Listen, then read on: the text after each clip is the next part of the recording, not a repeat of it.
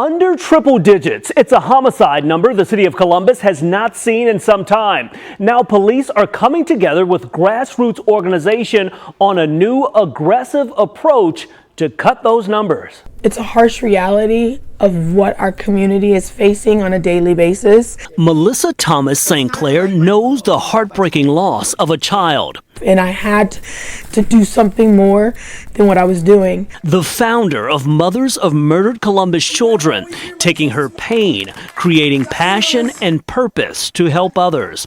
Her organization at the forefront of a new citywide initiative, Operation Under Triple Digits. Look at these numbers. Over the past 4 years, homicides soaring over that 100 mark. The lowest in recent years, right at 100, back in 2015. And I noticed we hadn't been under triple digits for as long as I knew. I couldn't find when. Here are the basics of Operation Under Triple Digits. Thomas St. Clair says it's a collaboration between CPD, a number of community and faith-based groups, along with city and county leadership. We're told CPD will provide the group with crime data to get a perspective of problem areas. We're talking homicides and assaults, along with an overview of who's involved. This is part of information the department releases to the public. The idea is to better respond with resources that can be used to stop issues before they happen.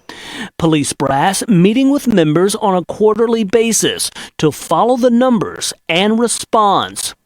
Over the past year, we have followed several efforts by the mayor and police leaders to break down any walls between officers and the community. That's continuing to build and in some cases restore trust between the community and law enforcement. Community involvement is key in being able to address a lot of the issues that we're seeing. We're doing everything we can, partnering with every organization that will have us. Thomas St. Clair believes this is a fresh, unique approach that will make a difference.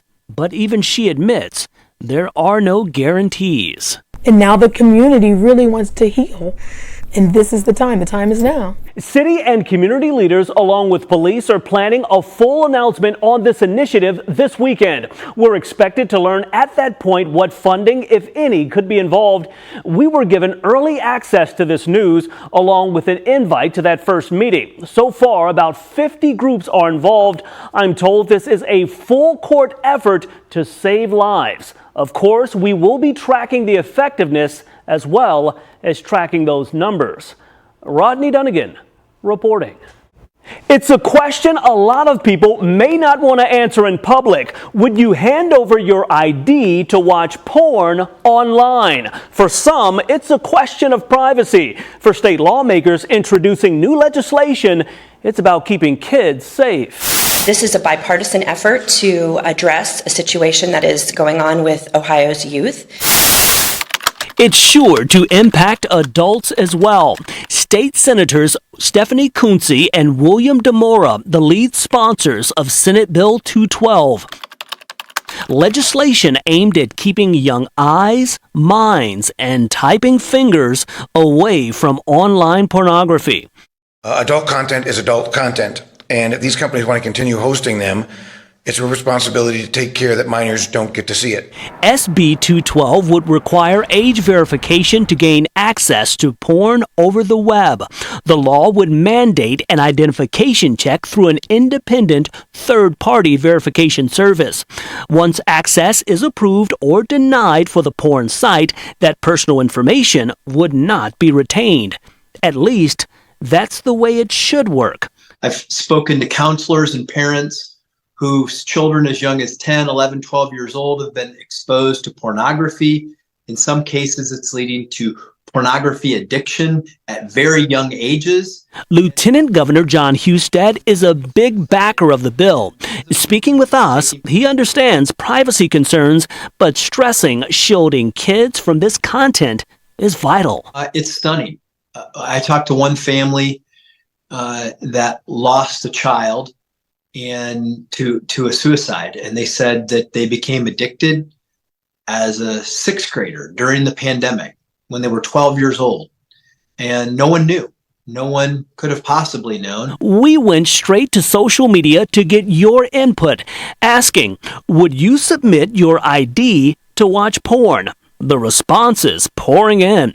One person saying, what's next? Dictating what kind of underwear we can or cannot wear? Another, more elected official parenting in Ohio.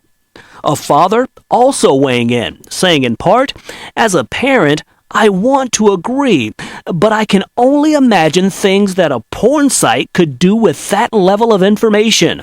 No thank you. The sponsors of Senate Bill 212 point out this idea is not new. 8 other states have enacted similar legislation.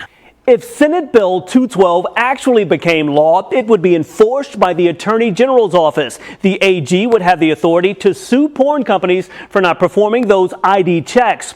We're also told once the third party verifies the age with the ID, they would be required to get rid of that information immediately. The fear is that would not happen. This is one story we will certainly be tracking going forward. Rodney Dunigan reporting.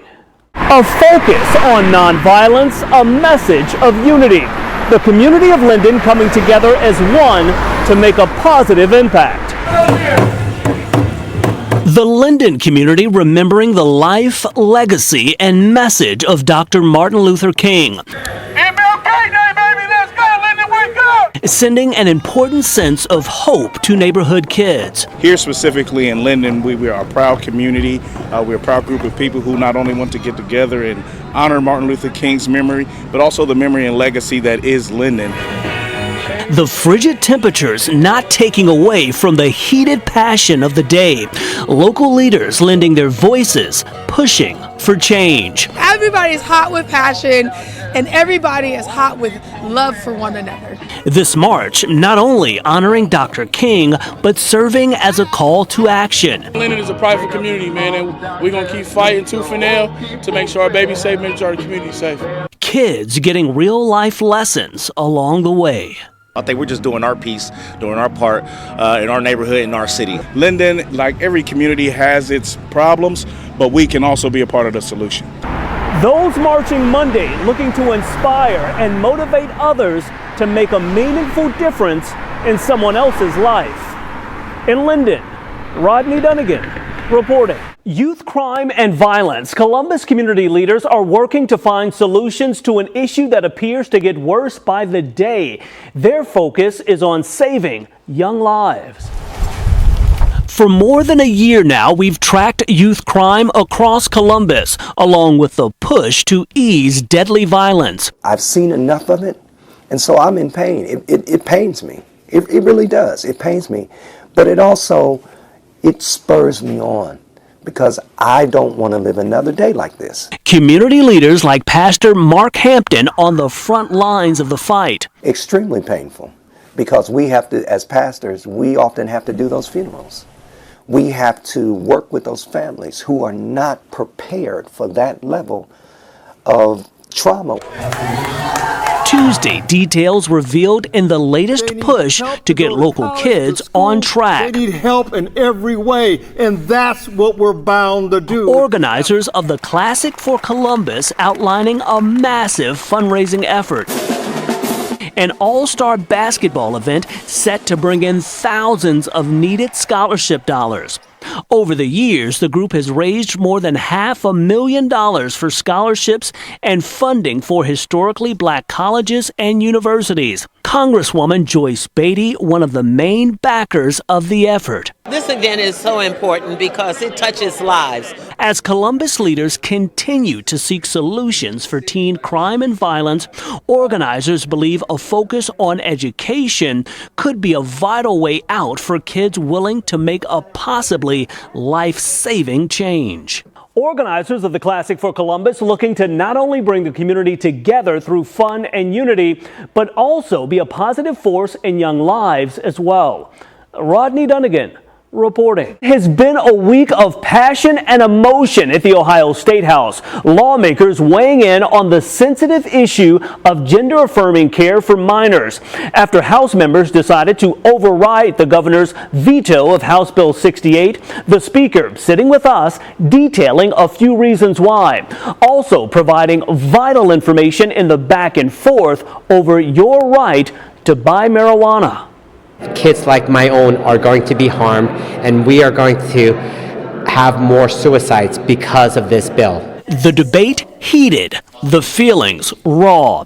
Adults have the liberty to make some of their own choices, and they're better able to calculate the risks. State House members overriding the governor's veto of House Bill 68. The issue now with the Senate.